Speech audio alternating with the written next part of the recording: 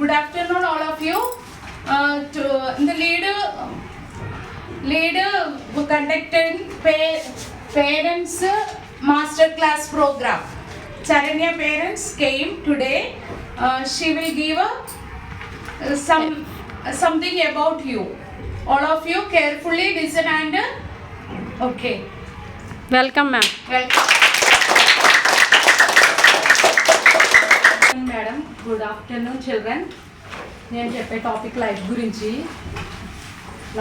అంటే మీరు చదువు విషయంలో బాగా చదువుకోవాలి.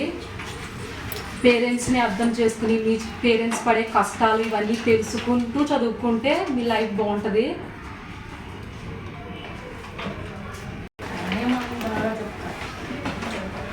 నేను కూడా చదువుకున్నాను డిగ్రీ వరకు. కాకపోతే మ్యారేజ్ అయిన మూల నాకైతే లైఫ్ స్టాప్ అయిపోయింది.